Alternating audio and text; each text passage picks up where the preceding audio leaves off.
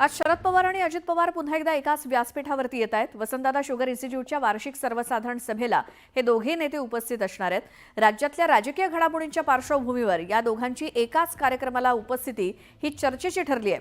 बारामतीत झालेल्या कृषी प्रदर्शनाच्या निमित्तानं पवार कुटुंब एकत्र आलं होतं, मात्र राजकीय टीका टिप्पणी करणं या दोघांनी टाळलं होतं। या पार्श्वभूमीवर वसंतदादा शुगर इन्स्टिट्यूटच्या वार्षिक सर्वसाधारण सभेत हे दोन्ही नेते एकत्र दिसणार असल्यामुळे राजकीय चर्चांना उधाण आलंय।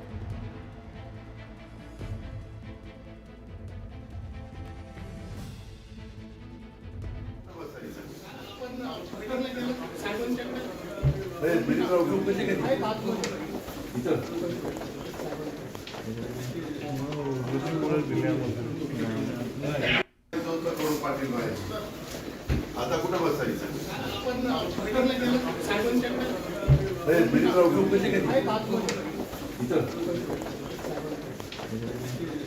आजच्या या कार्यक्रमाबद्दल आपण अधिक जाणून घेऊयात। आमचे प्रतिनिधी वैभव सोनावणे आपल्या सोबत आहेत।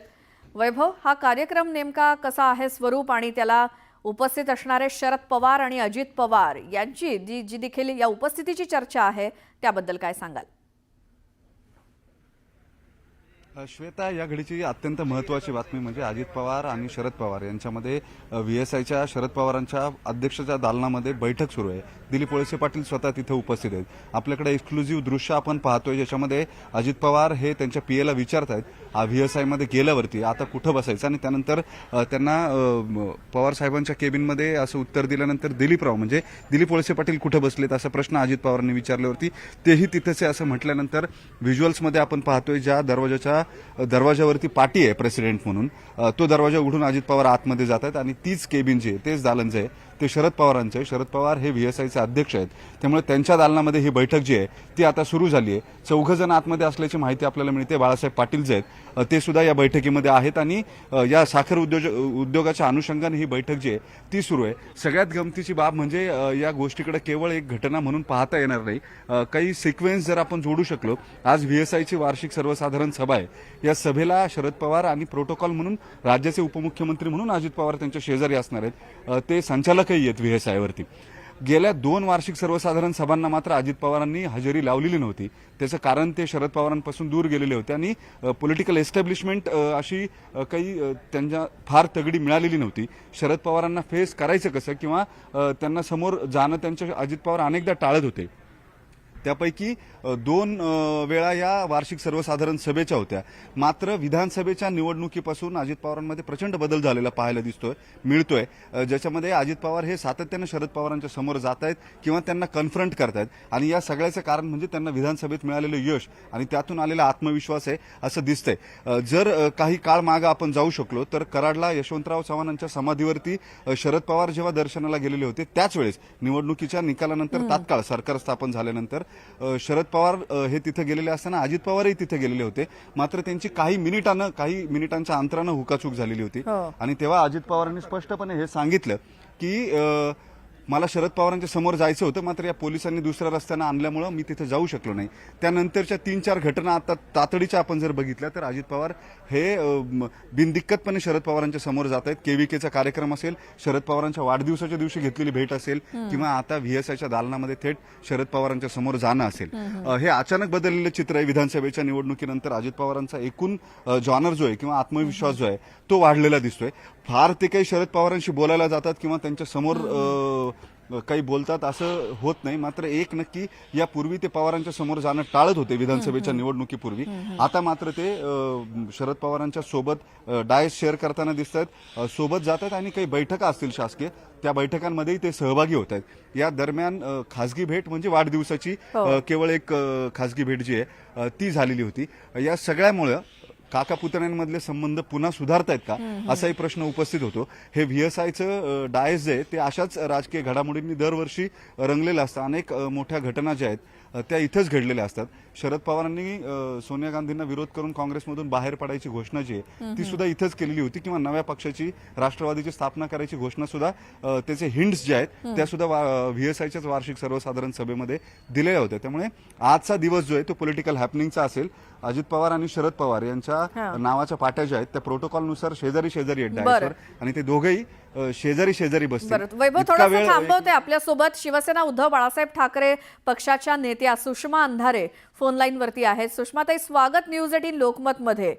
आज वसंतदादा शुगर इन्स्टिट्यूटची सर्वसाधारण सभा आहे. अजित पवार आणि शरद पवार एकत्रित आले, त्या निमित्तानं त्यांच्यामधली जवळीक गेल्या काही दिवसांपासून आपण ज्या ज्या काही घटना बघतोय किंवा आज पुन्हा एकदा ते एकत्र येत आहेत, संबंध सुधारतात असं एकूणच दिसतंय. आपली प्रतिक्रिया काय त्यावरती? काका पुतण्यांचे संबंध सुधारत असतील तर आनंदाची गोष्ट आहे. कुटुंब म्हणून कुटुंबातला मोठा मुलगा जर वडिलांच्या सोबत वडिलांच्या जवळ येत असेल तर निश्चितपणे आनंदाची बातमी आहे. परंतु याचे काही राजकीय अन्वयार्थ निघू शकतात का, तर मला असं वाटतं की यावर आत्ता इतक्या घाईने आपण काही प्रेडिक्टेबल होऊ नये किंवा आत्ता काहीही बोलू नये, हे फारच इमॅच्युअर असेल असं मला वाटतं. बरं, मात्र एका मुलाखतीमध्ये देवेंद्र फडणवीसांनी उद्धव ठाकरेंनी राजकारणात कधीही काही होऊ शकतं असं सांगितलंय. दुसरीकडे महाविकास आघाडी ही म्हणजे फक्त लोकसभे आणि विधानसभेसाठी होती, त्यामुळे आता स्थानिक स्वराज्य संस्थांच्या निवडणुका ज्या होऊ घातल्या आहेत त्यामध्ये काय वेगळं चित्र असेल आणि त्याची ही नांदी का? नाही, हे बघा, राजकारणात कुणी कुणाचा सदा सर्व काळ मित्र किंवा शत्रू असत नाही किंवा कोणीही कुणासाठीही सदा सर्व काळ स्पृश्य अस्पृश्य सुद्धा असू शकत नाही, हे खरंच आहे. परंतु आता मग स्थानिक स्वराज्य संस्थांची समीकरणं वेगळी होणार आहेत म्हणून हे होत आहे का, तर काही सांगता येत नाही.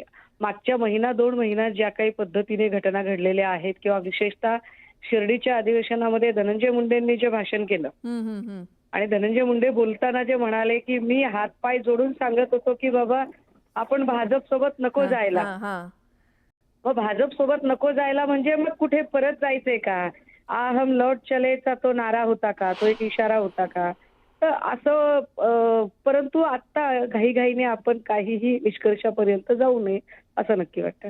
बरं, मात्र आगामी काळामध्ये आता पवार हे कुटुंब आहे आणि कुटुंबातले हे सदस्य आहेत म्हटल्यावर तो वेगळा भाग झाला. मात्र राजकीय वर्तुळामध्ये ज्यावेळेला वेगळा पक्ष किंवा शरद पवार यांच्यापासून फारकत घेऊन अजित पवार हे वेगळे झाले, मग इतकं सगळं झाल्यानंतर निवडणुका लढल्या, जिंकले, यश मिळालं सगळं, मात्र आता या पुढच्या काळामध्ये जर हे एकत्र दिसत आहेत आणि बऱ्याचशा अशा घटना की आजच नाही, बऱ्याच वेळेला दोघांमध्ये भेट झाली आहे, संबंध आले, चर्चा झाल्यात, याआधी जी भेट घेणं टाळत होते त्याच्या उपर आता भेट होतीये, बोलणं होतंय, सगळं होतंय.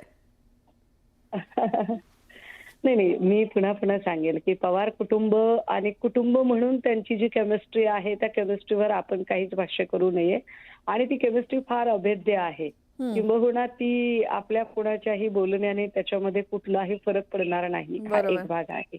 परंतु राजकीय मुत्सद्दीपणा म्हणून जर बघाल तर मला असं वाटतं की निश्चितपणे दादा पवार साहेबांच्या तालमीत तयार झालेले आहेत आणि पवार साहेबांचा जो मुत्सद्दीपणा आहे त्याच्याबद्दल कदाचित आम्ही नेहमी असं म्हणतो की त्यांच्या कुटुंबातले सुद्धा म्हणजे आदरणीय सुप्रियाताई असतील किंवा प्रतिभा काकी असतील, हे सुद्धा कदाचित त्याचे अंदाज लावू शकणार नाहीत की आता पवार साहेबांच्या मनात काय चाललेलं आहे ते. बरोबर.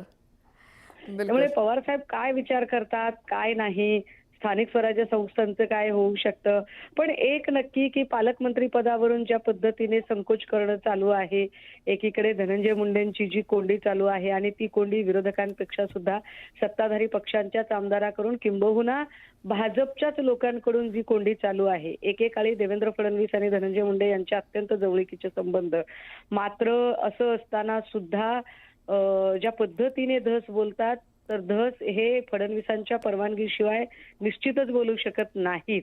या सगळ्या मला वाटते गोष्टी पार्श्वभूमीवर जेव्हा घडत असतात तर त्यावेळेला निश्चितपणे काही नवं समीकरण होईल का याचा विचार करायला एक स्कोप आहे. परंतु एका मीटिंगवरून एका भेटीवरून लगेचच सगळं बदलेल असं पण काही म्हणता येणार नाही. बरं, ठीक आहे.